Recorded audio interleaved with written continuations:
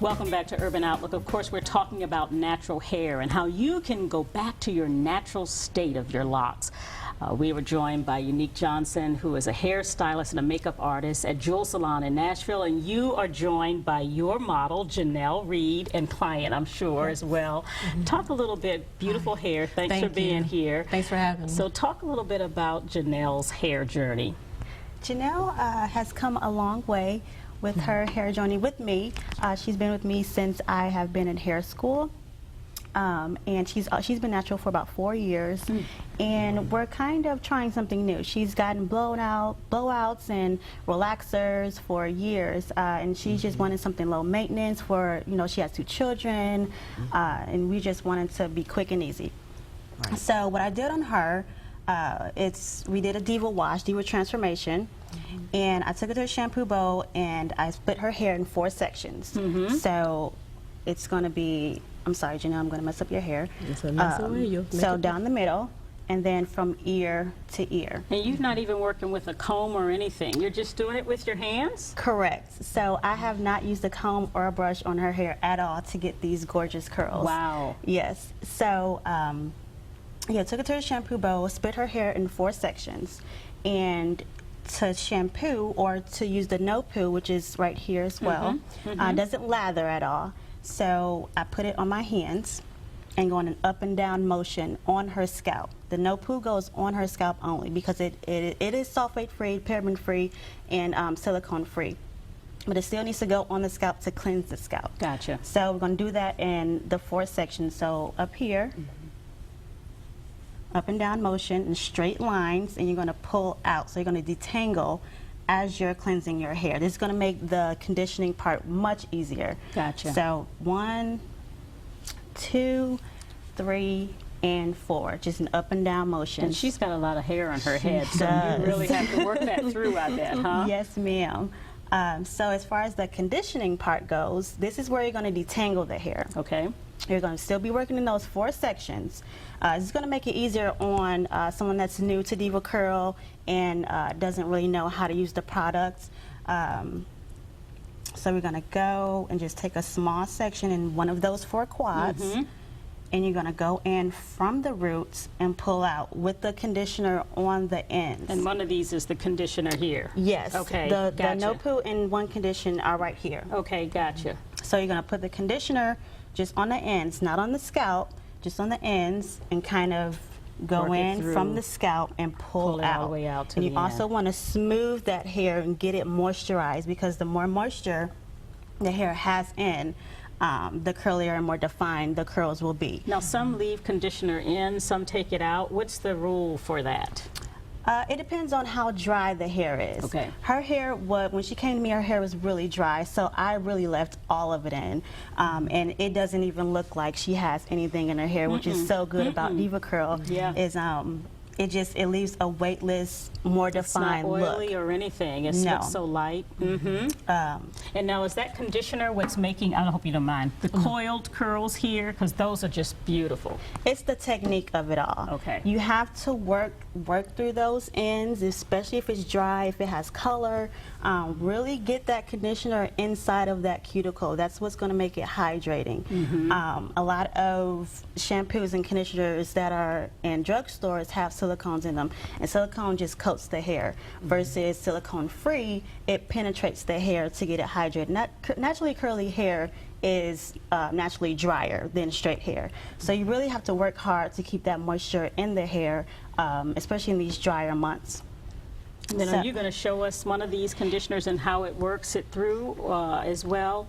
Yes. So here I'm taking the one condition, and I'm just going to put a little, shock me a little bit. It's going to take a little bit. I don't want to saturate her hair too much. Right, because it's already, right. It's got a great look to it. So I'm just going to kind of rub it in my hand so it doesn't go everywhere. And this is called what? What style would you call this? This is a wash and go, believe it or not, and it looks amazing. This is also second day hair. I did this yesterday. Wow. And it looks amazing on her. So I'm going to take the one condition. Janelle, can you hold this part up?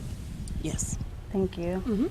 And I'm just, again, going on the ends and working that conditioner on her ends.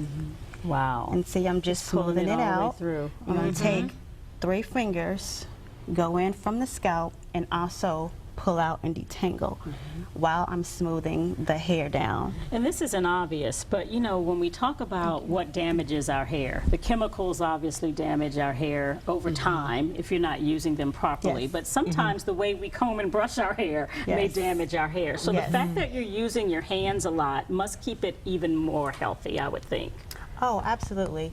Combs and brushes take your hair out. And it also stretches the curl. You want to get the most out of your curls when you're using Diva Curl. That's what it's about. It's about hydrating curls. It's about making them more defined and just giving you lots of volume without it being weighed down. Janelle, you started with your hair how 4 years ago? How did you used to wear your hair versus now? Oh, I had chemical relaxers. And so how did you make that transition? First, what made you make the transition that I want to go natural? And then how did you make the transition from a relaxer to a perm, some would say, to what you have now? So at the time I was expecting with my first kid, my daughter, and I was really looking for something low maintenance, and so typically, you know, you would get braids and things of that nature, and I had my braids in for such a long time. I was like, well, this might be a really great opportunity for me to maybe take that leap and go natural. So it was definitely a journey. I transitioned, which is really just letting your relaxed hair grow out, and I went through that process for a little over a year, and right around that 2-year mark is when I got in touch with Unique, and she kind of took it from there. We just started to kind of maintain my natural hair, really get it growing to the way we wanted it to be. Now that's the hard part, some women might say, trying to wait that length of time when you're transitioning, because for those who don't know, and of course all of us know, but when you have your hair permed, that straightens it, and you've got to let all of that straightened processed hair grow out. So how did you wait, and then what's the best approach for people to make that transition so they can get to a natural state? So definitely say patience is a virtue. So before I met Unique, it was really just becoming a lot more familiar with my hair, so really looking at, you know, different blogs and different videos as well, and really becoming a lot more informed with just different low maintenance, low manipulation styles, if you will. We mentioned earlier the less combs and brushes you put, the better it protects your natural hair. So it was really just being experimental, just being open to the process, and just really holding on tight and saying, just really being okay and going with it. Gotcha. And Unique, that again, that transition period is tough on women. So are there some styles that you can suggest to people so that they can, you know, wait that year that it may take for all of the chemical to grow out?